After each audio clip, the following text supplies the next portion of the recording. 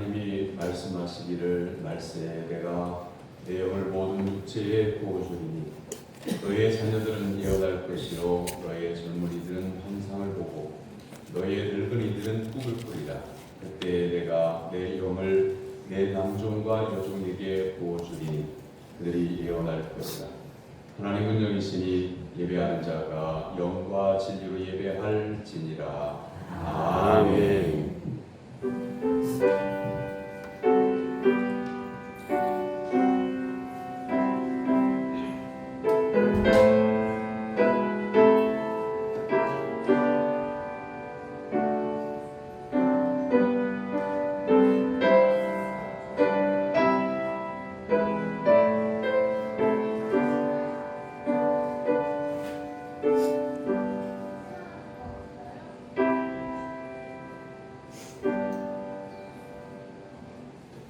사랑의 하나님 아버지, 성령 강림 주일에 베풀어 주실 은혜를 사모하며 하나님 앞에 예배를 드립니다.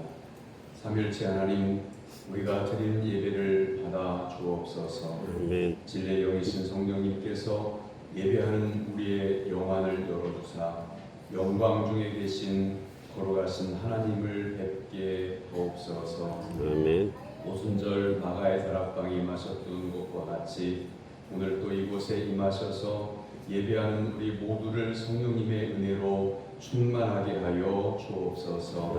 예수 그리스도의 이름으로 기원하옵나이다. 아멘. 다 같이 일어나서 찬양의 찬송 1장 찬송하겠습니다.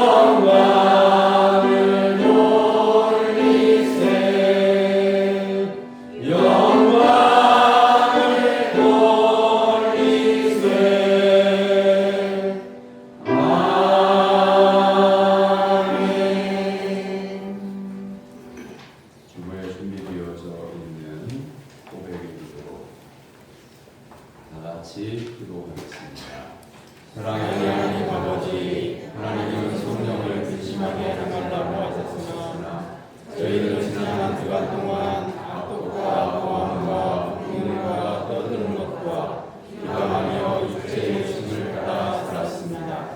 강구하신 말씀과 하나님의 은혜로 우리 안에 거하시는 성령을 근심하게 하며 살았습니다. 용서하여 주옵소서. 생활 속에서 성령의 예배를 맺으며 살아가셨건만 저희를 세상의 예배를 맺지 못하고 오히려 육신의 열매만을 맺으며 살았습니다. 말씀을 따라 살지 못한 저희의 모든 길을 용서해 주옵소서. 예수님의 이름으로 고백의 기도를 드립니다. 아멘. 지금은 여러분 각자가 지난 한 주간 동안 하나님과 살아온 앞에서 잘못한 일들을 진실하게 고백하는 시간입니다.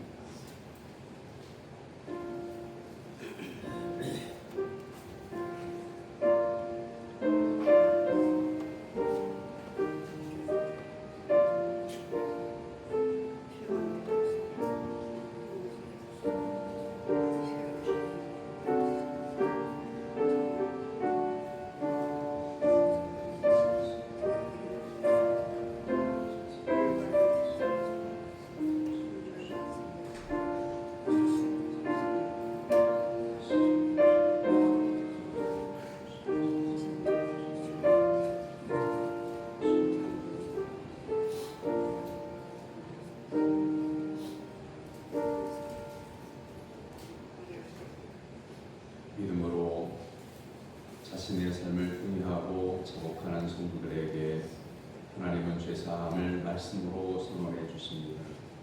그러므로 이 이제 그리스도 예수 안에 있는 자에게는 결코 정죄함이 없나니 이는 그리스도 예수 안에 있는 생명의 성령의 법이 주야 사망의 법에서 너를 해방하였음이라. 아멘. 성실교도분 교문 131번 신인강님 두 번째 교문입니다.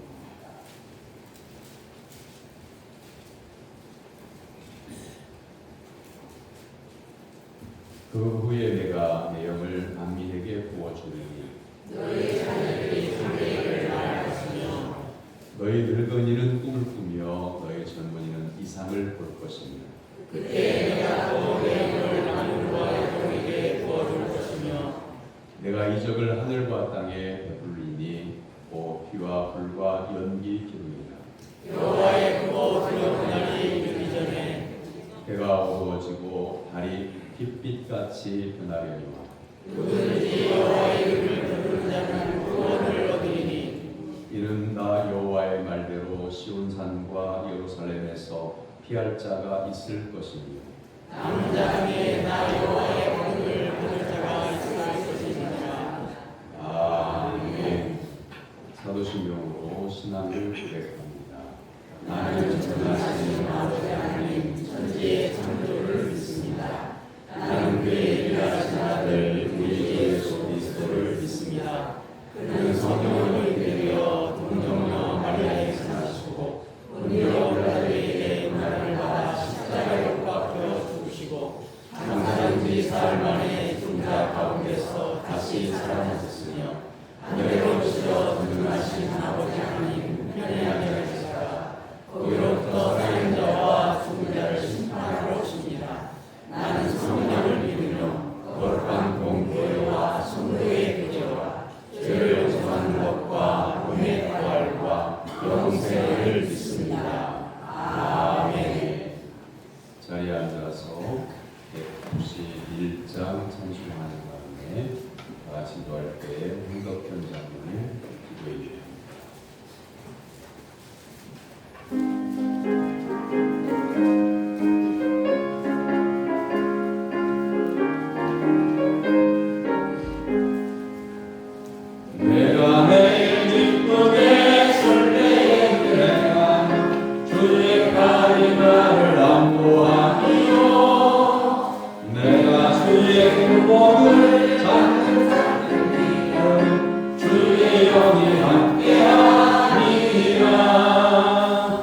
성령이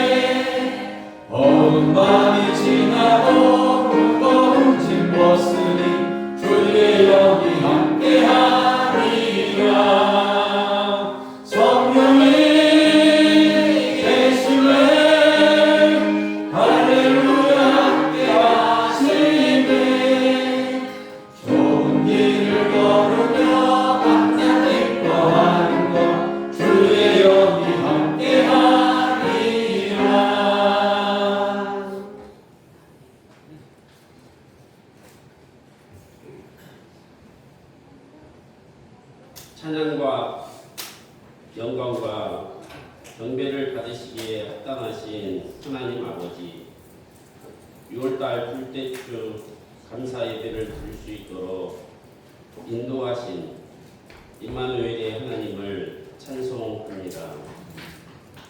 허물과 죄로 죽었던 저희들에게 예수님을 보내어 주시고 십자가의 보혈로 저희들의 죄를 속량해 주셨습니다.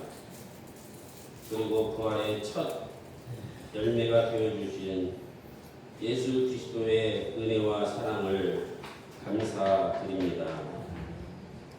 시몬 베드로가 대답하여 이르되 주는 그리스도시요 살아계신 하나님의 아들이시니이다 고백한 것처럼 오늘 우리들의 신앙 고백이 되게 하옵소서. 저희들의 잘못된 생각과 고정관념이란 신념들이 녹아내리고 각성과 회개가 있는 은혜의 시간이 되게 하옵소서.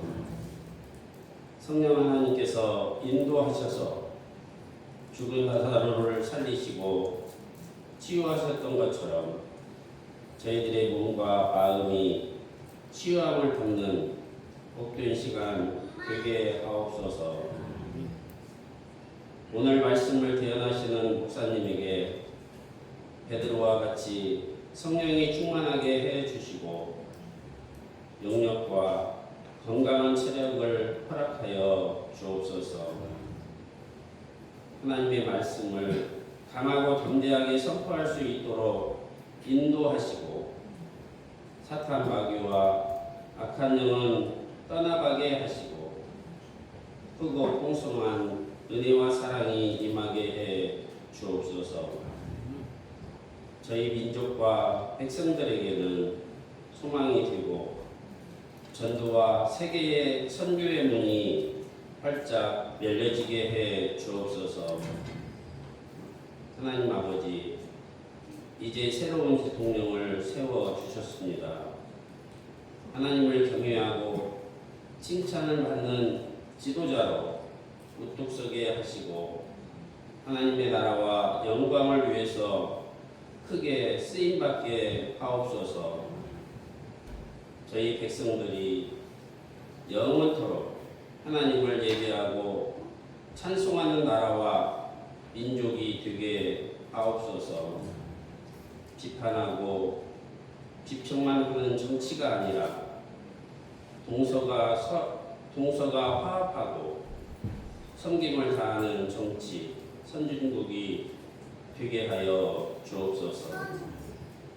나라를 걱정하기보다는 나라의 발전에 더 큰 기대를 하는 백성들이 되게 해 주옵소서. 이 시간 만왕의 왕이신 여호와 하나님의 성호를 찬송합니다. 홀로 영광을 받아 주옵소서. 예수 그리스도의 이름으로 기도드립니다. 아멘.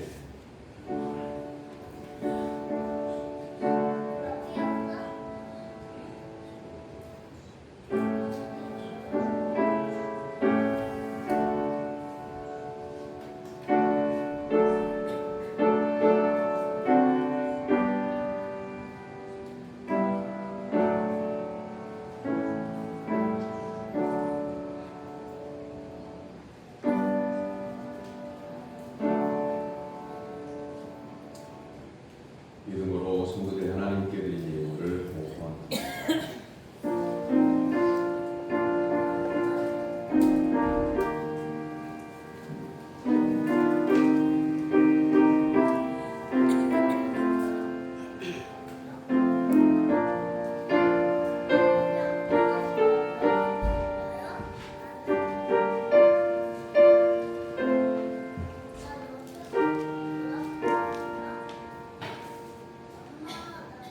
어제나 오늘이나 변함없이 저희들을 사랑해 주시는 하나님 아버지, 장래의 일로 걱정하고 염려할 때 내일 일은 내일 염려하고 오늘을 족한 줄로 여기라 말씀하시며 마음에 평안 주심을 진심으로 감사를 드립니다.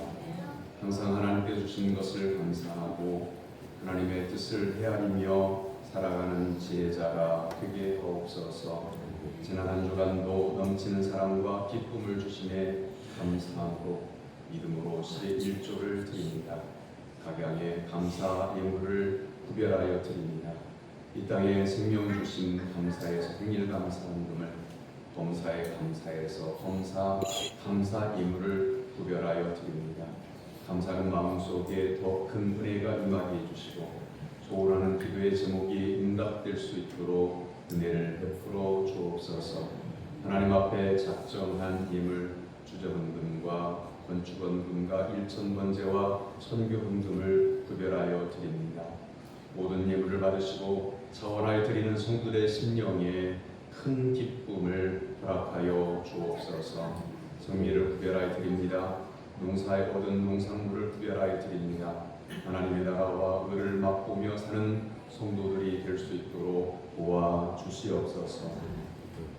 믿음으로 찬양대와 교사로 안내와 차량 오행으로 성전을 청소하는 것과 주방 봉사로 수고를 아끼지 않는 성도들에게 하늘의 신령한 복과 땅의 기름진 복을 더하여 주시사 사는 모든 순간이 기쁨이게 하시고 하나님께는 감사와 영광을 올리는 복된 삶이 되게 하여 주옵소서.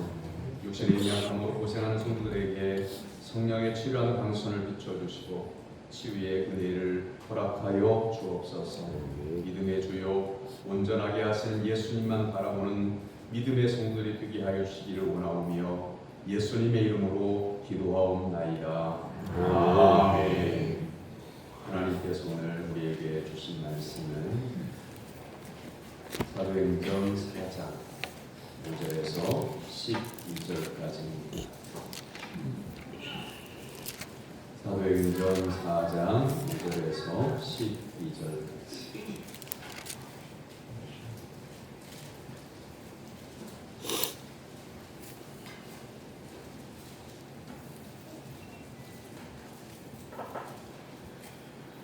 신약성경 재정경책은 191쪽입니다. 사도행전 4장 5절에서 12절까지의 살아계신 하나님의 말씀을 저와 여러분이 한 절씩 교독하겠습니다. 이튿날 관리들과 장로들과 서기관들이 예루살렘에 모였는데 대제사장을 만나서 바나바와 요한과 알렉산더와 및 대제사장의 문중에 다 참여하여 사도들을 가운데 세우고 묻되 너희가 무슨 권세와 누구의 이름으로 이 일을 행하였느냐. 이에 베드로가 성령이 충만하여 이르되 백성의 권리로 장로들이여 만일 병자에게 행한 착한 일에 대하여 이 사람이 어떻게 구원을 받았느냐고 오늘 우리에게 질문한다며 너희와 모든 이스라엘 백성들은 알라. 너희가 십자가에 못 박고 하나님이 죽은 자 가운데서 살리신 나사렛 예수 그리스도의 이름으로 이 사람이 건강하게 되어 너희 앞에 섰니라. 이 예수는 너희 건축자들의 버린 돌로서 집 모퉁이의 머릿돌이 되었느니라. 다른 이로서 구원을 받을 수 없나니 저나 사람 중에 구원을 받을 만한 다른 이름을 우리에게 주신 일이 없음이라 하였더라. 아멘. 오늘 살아계신 하나님의 말씀입니다. 찬양대가 찬양하는 하나님께 영광을 올려드립니다.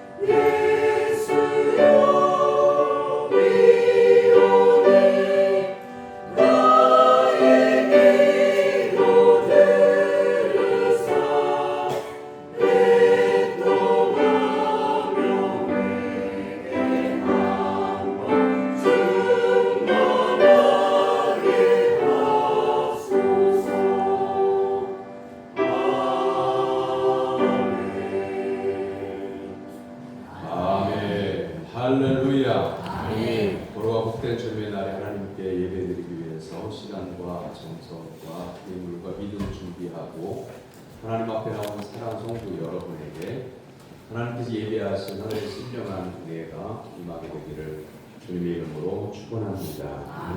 옆에 있는 분들과 인사를 나눕니다. 주 안에서 강건하기를 바랍니다. 말씀의 은혜 받읍시다. 말씀의 은혜 받으시다. 할렐루야. 성령 강림 주일은 원래 오순절 절기 때에 성령님이 오셔서 오순절과 성령 강림 주일은 같습니다. 일정이 같다는 말씀이죠. 예수님을 믿는 성도들이 성령 충만하기를 원합니다. 라고 하는 기도도 많이 하고 성령 충만에 관한 찬송도 많이 하고 말도 많이 하는데 성령 충만이 뭡니까? 라고 이렇게 물어보면 아는 것 같은데 답을 잘 못하시더라고요. 그리고 또 성령 충만은 나는 이런 거라고 생각합니다. 라고 이렇게 말씀을 하시는데 성령 충만하고는 다른 이야기를 예를 들면 제가 기도를 뜨겁게 하게 됐습니다. 그것을 성령 충만. 옛날에는 방언을 하게 되면 이게 성령 충만입니다. 이렇게 말하는 거예요. 물론 성령 충만을 받으면 방언도 일부분 있어요. 그런데 이 방언이 성령 충만의 전부는 아니에요. 그런데 성령 충만이 무엇인지를 잘 모르기도 하더라고요. 사도행전 6장 3절의 말씀에 성령과 지혜가 충만하여 칭찬받는 사람을 믿음의 사람으로 집사로 선택했던 내용이 있는데 성령과 지혜가 충만하다라고 하는 말은 성령 충만하는 말은 우리가 아는 말이잖아요. 그런데 마지막에 칭찬받는 사람 그랬어요.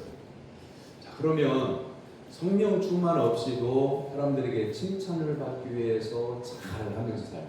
사람들에게 점수를 따려고 인심을 베풀고 그러면 칭찬받으니까 그 사람이 성령 충만한 거냐?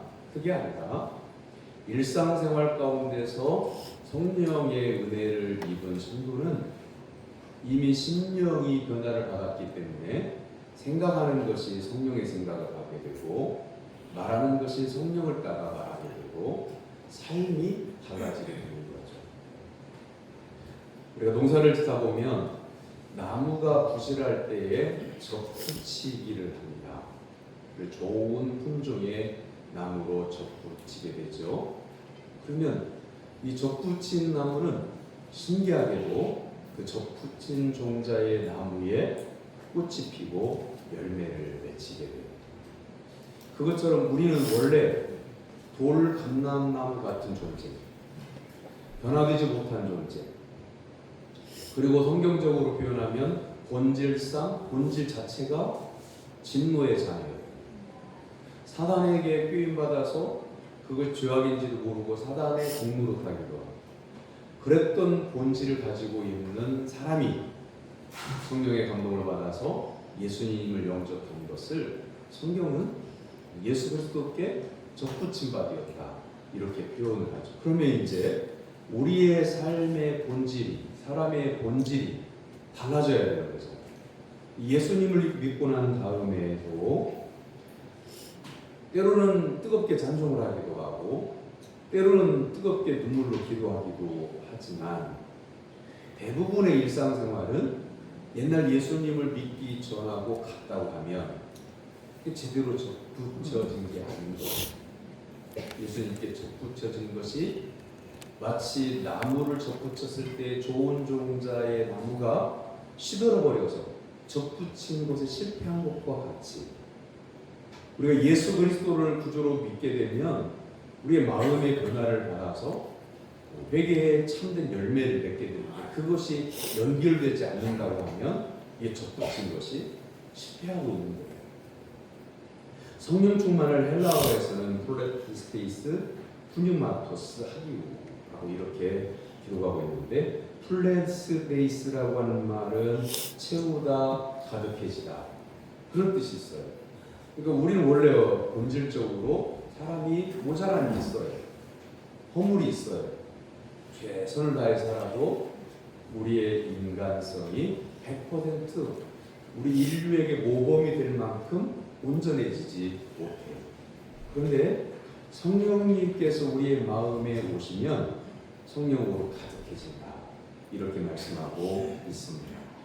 성경에 성령 충만을 받는 경우가 많이 기록되어져 있죠. 예수님의 길을 예비하러 6개월 먼저 태어난 세례요한은 모태로부터 성령 충만을 받았다.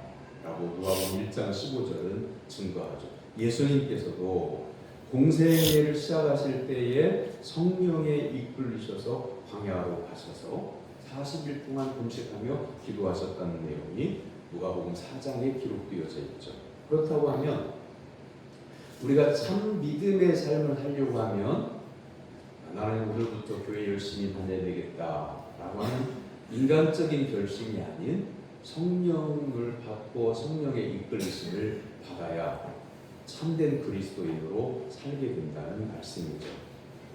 유심히 살펴보면 성령 충만이라고 하는 용어는 누가복음 사도행전에 집중해서 나옵니다.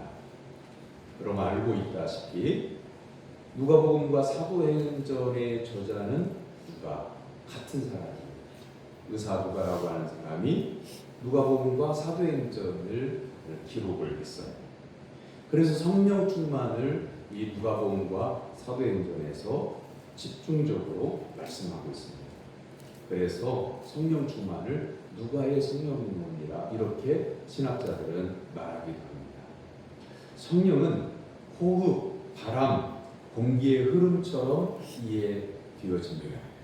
부활후 제자들에게 나타난 예수님은 숨을 내쉬며 성령을 받으라 숨을 내쉬셨고요.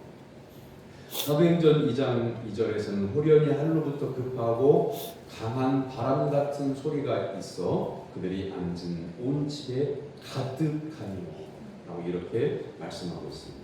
그러니까 성령 충만함을 받았다라고 하는 것은 성령으로 우리의 심령의 그릇에 가득히 채워졌다라고 하는 그 말씀이고요. 이렇게 성령이 우리의 심령이 가득하게 채워지면 나타나는 현상은 뭐냐면 갈라디아서 5장 22절 23절의 말씀이죠. 여러분 잘 아는 말씀이죠. 오직 성령의 열매는 사랑과 희락과 화평과 오래 참음과 자비와 양성과 충성과 온유와 절제니.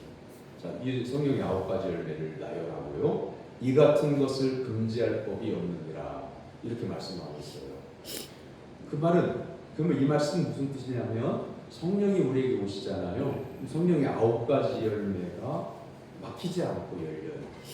이게 9가지 열매를 다 맺히는 것은 아니고 하나님께서 성도들에게 주신 달란트에 따라서 열매들이 나타나는데 막을 법이 없다는 말은 법을 얘기하고 있는 게 아니라 성령의 오심을 통해서 성도의 삶이 변화된 믿음의 열매들은 막아지지 않는다.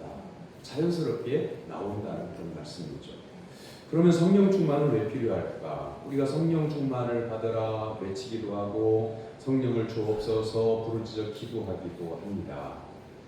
그런데 성령 충만함을 바르게 이해하지 못하면 계속해서 우리의 마음이 밋밋하니까 성령 충만을 받은 상태의 그 기쁨을 누리게 해달라고 계속 기도하게 되는 거죠.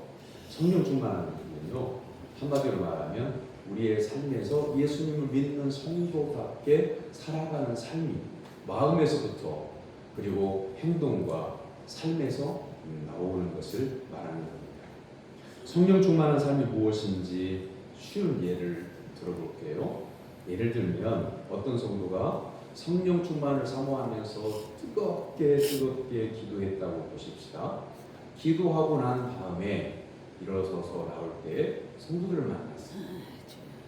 그런데 고개를 확 돌리면서 내 차례 차갑게 지나고 아는 척도 안 하고 그리고 성령 충만하게 해달라고 막 1시간 이상을 뜨겁게 땀을 흘려가며 기도하고 집으로 걸어서 갈 만큼 동네에 있는 집에 가가지고 식구들에게 냉랭하게 굴어요.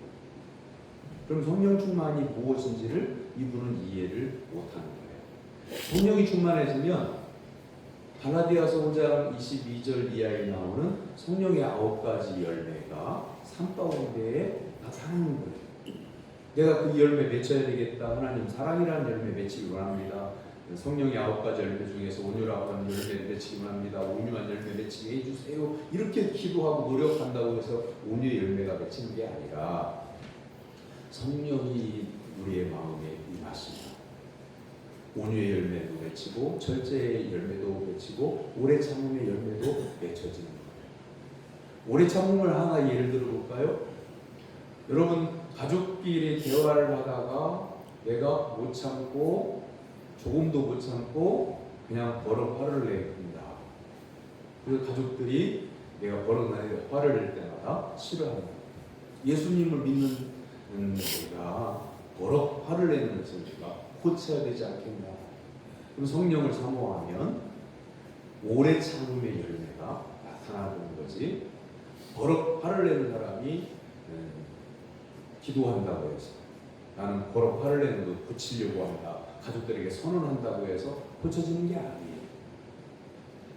성격이 급한 분이 하나님께 이렇게 기도를 하더라고요. 하나님 급한 성격 때문에 사람들과 더불어서 자주 문제가 생깁니다. 성격이 급하기 때문에 일을 하다가도 사고를 많이 칩니다. 하나님 이 급한 성격을 고쳐 주시옵소서 당장 이러시더라고요. 그 말은 뭐예요? 기도하면서까지도 하나님께 당장 하나님이 응답해 주실 때를 기다리지 않는다는 거죠. 성령 충만이라고 하는 건 내가 노력하는 게 아니에요. 성령님께서 나에게 오시면 내 생각 속에 나의 말 속에 나의 삶에서 성령의 열매들이 맺혀지는 것이죠. 성령 충만은 어떤 이상한 행동이나 기적 같은 그런 행동을 내가 할 수 있는 그런 상태를 말하는 게 아닙니다. 성령이 오신다고 하면 지극히 인격적인 사람으로 성품이 좋은 사람으로 변화가 됩니다. 성령 충만은 성도의 생활이 변화된다고 하는 것을 의미하는 거죠. 첫 번째로 예수님의 구원을 확신하게 되고 전파하는 데에 용기를 내는 열매로 나타나기도 합니다. 사도행전 4장에는 어떤 사람이 공회 가운데에 불림을 받아서 이 공회는 얼마 전에 이 사람이 불려가기 전에 얼마 전에 예수님께서 그 법정에 서셔서 사형당하도록 조장한 것이 바로 이 공회예요. 어떻게 보면 예수님까지도 죽였던 무서운 공회가 바로 이 장소에 어떤 한 사람이 불려가는 거예요. 예수님께서도 이들에게 죽임을 당하셨는데 그 죽음을 언도했던 그 자리에 선 이 사람은 얼마나 두렵고 떨리겠습니까? 그런데 본문 10절, 12절의 말씀을 보세요. 너희와 모든 이스라엘 백성들은 알라. 너희가 십자가에 못 박고 하나님이 죽은 자 가운데서 살리신 나사렛 예수 그리스도의 이름으로 이 사람이 건강하게 되어 너희 앞에 서느니라. 이 예수는 너희 건축자들의 버린 돌로서 집 모퉁이의 머릿돌이 되었느니라. 다른 이로서는 구원을 받을 수 없나니 전하 사람 중에 구원을 받을 만한 다른 이름을 우리에게 주신 일이 없음이라 하였더라. 아멘.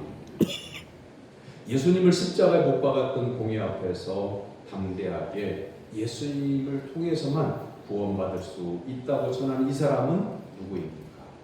바로 베드로죠. 얼마 전에 예수님을 저주하면서까지 예수님을 모른다고 미천한 하인들 앞에서도 3번씩이나 부인하고 도망쳤던 베드로였습니다. 그런데 예수님을 죽이는 서슬퍼른 권력을 가지고 있는 그 사람들을 향해서 담대하게 너희가 죽인 예수가 그 예수님의 이름으로 구원을 베푸신다고 말씀을 증거하고 있습니다. 여기에 10절의 말씀의 중간에 보면 예수 그리스도의 이름으로 이 사람이 건강하게 되어 너희 앞에 섰느니라. 건강하게 되었다는 말은 육체가 병에 들었다가 건강해졌다는 말이 아니라 신앙이 병들었다가 신앙이 건강해졌다는 말.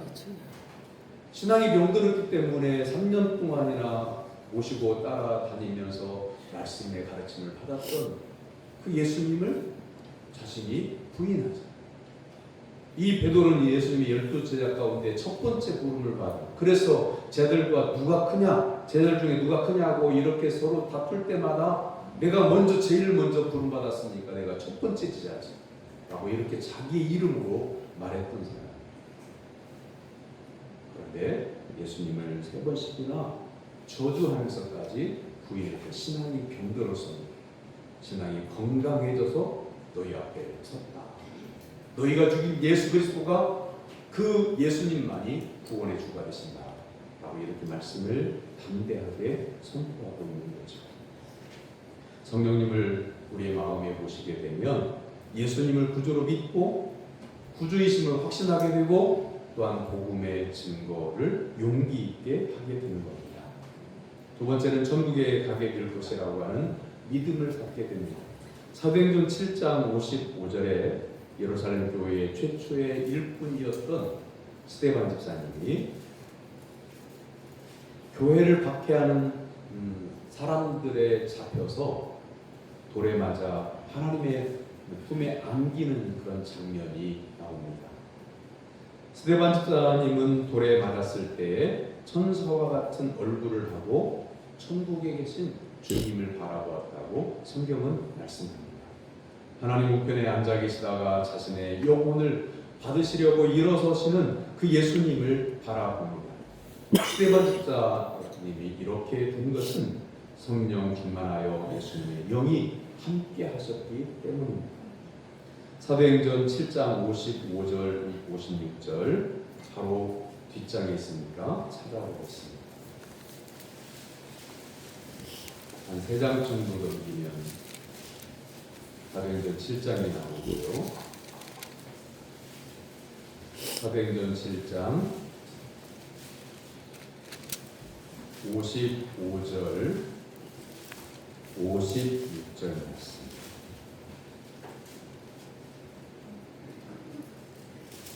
사도행전 7장 55절과 56절 다 같이 읽겠습니다. 스데반이 성령 충만하여 하늘을 열어 주목하여 하나님의 영광과 및 예수님께서 하나님 우편에 서신 것을 보고 말하되 보라 하늘이 열리고 인자가 하나님 우편에 서신 것을 보노라 하는데. 아멘. 성령 충만하면 돌에 맞아 죽어가는 고통 중에서도 하나님의 영광을 보게 되고 예수님께서 하나님 우편에 서신 것을 보게 되어 고통을 잊게 되고 기쁨으로 천국을 향해 나갈 수 있게 되는 겁니다. 여러분 혹시 어렸을 적에 친구들하고 서로 장난을 치든 아니면 동네와 동네끼리 나뉘어가지고 싸움을 하게 될 때, 그리고 옛날에 그런 놀이를 왜 했는지 모르겠어요. 시냇물을 한 가운데 두고 건너편 동네 아이들과 우리 동네 아이들하고 시비가 붙어가지고 시냇물에서 여름에 멱을 감다가 그 자리 때문에 싸움이 붙었던 적이 있는데 정말 무지하게도요 돌을 집어서 던졌어요. 그 돌에 맞기도 해요. 그러면 깨지고 터지고 피 흘리고. 그런데 깨지고 피 흘리는 그것보다도 돌에 맞을 때의 그 충격이 그때가 멍해지고 그때 통증이 심해요. 사람이 어지러지고 주먹으로 손으로 들 수 있는 돌을 들어서 스데반 집사님을 내리쳤기 때문에 이때 머리에 맞으면 머리 뼈가 두개골이 함몰되거나 아니면 금이가 깨지거나 살에 맞으면 살이 터지거나 피가 튀쳐나오고 그 수많은 돌이 내리치는 돌을 계속 맞으면서도 얼굴이 천사처럼 빛났다고 했어요. 그건 성령이 도우시기 때문입니다. 사랑하는 성도 여러분, 그럴 일이 없습니다. 이 세대는 그럴 일이 없어요. 예수를 믿는다고 잡혀가지고 돌을 맞고 순교당하는 일이 이 시대에는 거의 없어요. 만약에 북한과 남한이 다시 전쟁하는 일이 있다고 하면 그보다 더 큰 고통이 임하겠지만 지금 현재 상황으로서는 우리가 돌에 맞아 순교할 일은 없어요. 그런데 그런 일이 생긴다고 하더라도 그 직전까지는 우리가 두려워할 거예요. 맞으면 어떻게 하나? 칼로 찌르면 어떻게 하나? 그 고통을 어떻게 참나? 이런 두려운 마음이 있을 거예요. 그런데 믿음으로 하나님을 바라보게 되면 성령님께서 우리의 심령에 오시는 것뿐만 아니라 나를 감싸주시기 때문에 두려움이 사라지고 고통이 사라지고 얼굴은 천사처럼 빛나게 되는 거예요. 그런데 이걸요, 사랑하는 성도 여러분, 지금 여러분의 일상생활 가운데서 성령을 사모하면서 여러분 마음에 고통이 있을 때, 여러분의 육체가 질병으로 인해서 병원을 오랫동안 다니는데 안 나오면 사람이 지치잖아요. 그리고 몸이 건강해지지 못하면 마음이 약해지잖아요. 우울해지잖아요.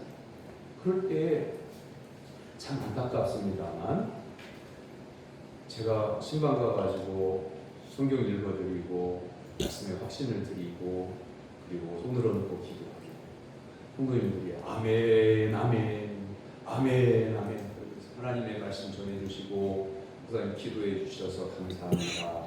이런 성도님들은 이미 그 마음이 나은 거예요. 근데 이런 경우가 있어요. 우리 교인들은 그런 경우가 없지만 교회로 오랫동안 다니는 성도님인데 병치레를 오랫동안 보고 있어서 같은 방법으로 신방 가고 같은 말씀을 전하고 같은 기도를 하는데 이렇게 오랜 세월 동안 안 났는데 기도한다고 낫겠어요? 이렇게 회의적인 말이야. 그러면요, 육체의 질병은 아주 가벼운 것이고요, 신앙적인 질병은 굉장히 깊은 겁니다. 그래서 성령 충만을 왜 우리가 사모하면서 받아야 되냐면 성령이 오시면 마음의 병이 떠납니다. 성령이 오시면 우울한 것도 떠납니다. 그럼 육체의 질병은요, 다 나은 거예요. 사랑하는 여러분의 심령이 주의 은혜로 성령이 충만해서 신령한 은혜와 기쁨이 충만하게 되기를 주님의 이름으로 축원합니다. 아멘. 세 번째는 성령의 은사를 받게 되면요, 우리가 힘껏 나의 삶을 하나님께 드리게 돼요. 교회에서 봉사하는 것도 내가 어떤 개인적인 목적 때문에 어떤 봉사를 해야 되겠다 그런 게 아니에요. 하나님이 나를 이끌어 주시니 나의 은혜를 주신 하나님께 내게 주신 달란트와 힘을 가지고 주님을 섬기겠습니다 라고 해서 그게 봉사 열매로 나타나는 거죠. 고린도전서 10장 31절에서 하나님은 우리에게 이렇게 말씀하십니다. 그런즉 너희가 먹든지 마시든지 무엇을 하든지 다 하나님의 영광을 위하여 하라 이렇게 말씀하십니다. 먹는 것도 하나님의 영광이다. 여러분, 예수님을 안 믿는 사람들을 더러 시내 식당에서 아니면 어떤 모임 때문에 카페에서 차를 마시게 되는 경우가 있잖아요.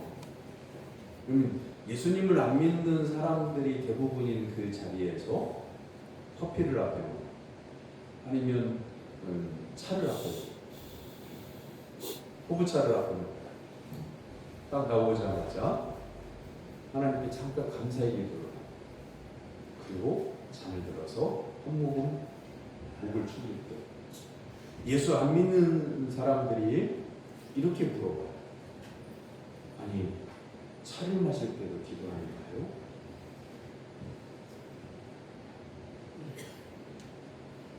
우리의 삶에서 이렇게 작은 일에도 예수님을 안 믿는 사람들의 눈에 볼 때 신앙의 모습이 보인다는 거죠.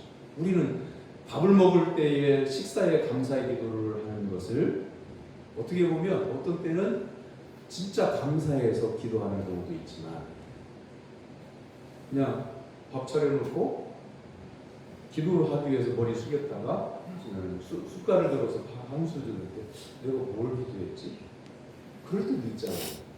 이건 습관이 되기 때문에 고개를 숙인 거지 이 식사에 대한 하나님께 감사의 기도를 우리가 머릿속에서 한 게 아니에요. 여러분, 이제 예배가 끝나고 나면, 난예배가 마치고 나면 우리가 점심 공동체 식사를 하게 될 텐데, 그 식사에는 농부들의 땀방울이 배어 있어요. 농산물에는. 그리고 유통업자의 배달하는 수고가 더해져 있어요. 어떤 유통업자들은 몇 시까지 이 농산물을 로컬 푸드에 대기 위해서 급히 운전하다가 사고가 나서 차는 레카를 불러서 공장으로 보내고 자신은 다친 몸이지만 그걸 택시 불러서 납품하는 그런 말하지 못할 아픔의 수고가 담겨져 있기도 해요. 그리고 상점에서 수고하는 분들을 통해서 우리가 그 먹거리를 사다가 음식을 만드는 이 여름에 주방에서 땀 흘려 일하는 사람의 수고가 담겨져 있어요. 여기에 우주 만물의 창조주이신 하나님의 햇살을 내려주심과 바람을 적당한 바람을 불어주심과 비를 내려주시는 하나님의 사랑과 섭리가 틀어져 있어요. 그래서 어떤 사람은 밥은 우주가 담겨 있다 그래서 소우주다 이렇게 말하는 사람도 있어요. 자, 이렇게 말씀을 듣고 난 다음에 식사를 대할 때에 기도는 어떻게 기도해야 될까요? 여러분 마음속에 성령께서 이끄실 거예요. 어떤 비구니가요. 비구니가 여자 승려잖아요. 우리 보통 방송에서도 아나운서들이 실수를 하는데요. 목사님들에 대해서는 방송에 아나운서가 말할 때 아무개 목사 이렇게 말을 하는데 중을 얘기할 때는 아무개 스님 그러더라고요. 이 아나운서들이 무식한 거예요. 왜냐하면 원래 이 스에다가 민자를 붙인 거거든요. 스는 그 우리말이 아니에요. 외래어인데 스자, 승려를 뜻하는 스자에다가 그다음 존칭어를 민자를 붙여서 스님 그런 거예요. 그러면 방송에서 아나운서가 목사님에 대해서 말할 때에 누구에게나 다 똑같아요. 존칭을 공통적으로 하게 돼요.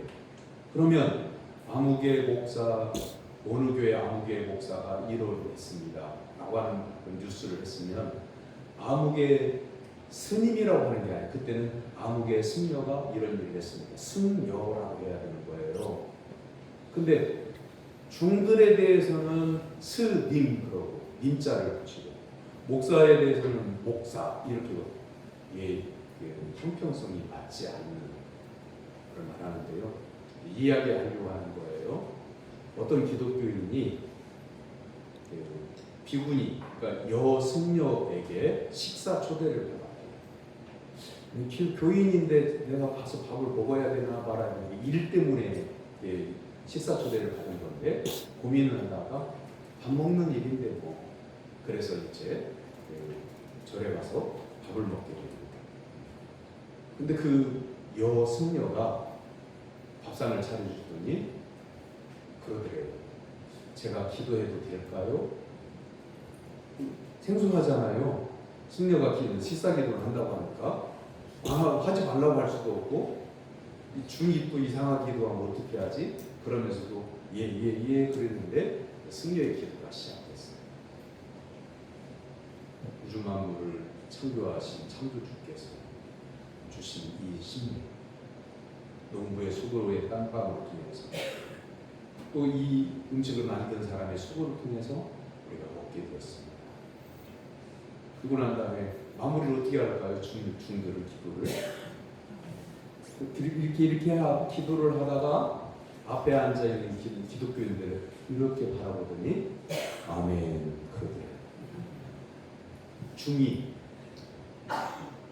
뭘 얘기하는 거예요? 앞에 있는 기독교인을 내가 존중합니다. 그런 뜻이잖아요. 중이 예수님을 믿지는 않지만 앞에 있는 기독교인을 내가 생각합니다. 배려합니다. 존중합니다. 존중한다는 말이 안 나왔어요. 그렇지만 말하는 그 태도를 보면 그 사람을 존중하는지가 나타나게 돼 있는 거죠. 자, 성령의 은사, 성령 충만함은 뭐냐? 여러분 마음속에 예수님이 계시다고 하는 것이 여러분의 말을 통해서 나타나요. 예수님을 아는 그 지혜가 있는지 없는지가 여러분의 생활 태도로 나타나요. 그러니까 나는 예수님을 잘 믿는 사람입니다. 나는 신앙생활 잘하는 사람입니다. 이렇게 말하지 않아도 나의 삶에서 예수님을 잘 믿는 삶의 태도가 나타나게 되어 있어요. 성령의 오심을 받아들인 성도의 삶의 열매가 나타나게 되어 있어요. 이미 사랑하는 성도 여러분, 여러분은 예수 그리스도를 구주로 믿는다 고백했기 때문에 세례를 받고 지금까지 신앙의 삶을 이어오고 있습니다. 이미 성령의 감동을 받아서 예수님을 구주라고 고백을 하게 된 성도들이, 그러므로 여러분 자신의 삶을 다시 한번 돌아보시고 내 성격, 내 말투, 하는 생각, 이 모두가 하나님의 영광을 위해서 내 마음을 다하고 있는지를 살펴보고 성령의 충만함을 받아서 이웃 하나님의 나라에 들어갈 때까지 하나님께는 기쁨이 되고 이웃에게는 유익이 되는 믿음이 좋은 성도가 되기를 주님의 이름으로 축원합니다. 기도하겠습니다. 은혜로 성령을 선물로 주신 하나님 아버지, 여기 모인 모든 성도들이 하나님의 말씀을 듣고 순수한 마음으로 성령님을 모셔드리고 삶을 통해서 하나님을 영화롭게 할 수 있도록 인도하여 주시옵소서. 예수님의 이름으로 기도하옵나이다. 아멘.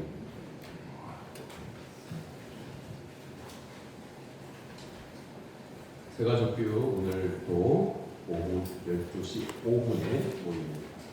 다음 주일 오후 예배는 제2 남선교회 통신교대로 드립니다.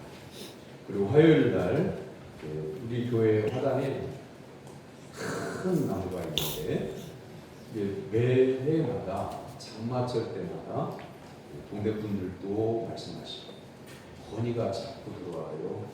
이게 뿌리가 깊지 않은 나무라서 쓰러지면 주변에 피해를 줍니다. 위험합니다. 그래서 화요일 날 큰 나무를 제거하는 작업을 합니다. 남성교회 연합회 주관으로 열렸던 파크 골프 대회가 하나님의 은혜 가운데 잘 마쳤습니다. 우리 이장모님이 회장으로서의 그 책임을 다했습니다. 그리고 우리 오치구 집사님이 우승을 했어요. 1등이 2분 나왔거든요. 타수가 같아가지고 한 홀에서 이렇게 겨뤄가지고 거기에서 양보하셨어요. 우승이 있는 거죠. 축하의 말씀을 드립니다. 옆에 있는 분들 바라보시고 인사하겠습니다. 예수님만 바라보고 삽시다. 예수님만 바라보고 삽시다. 일어나서 55장 봉송하겠습니다.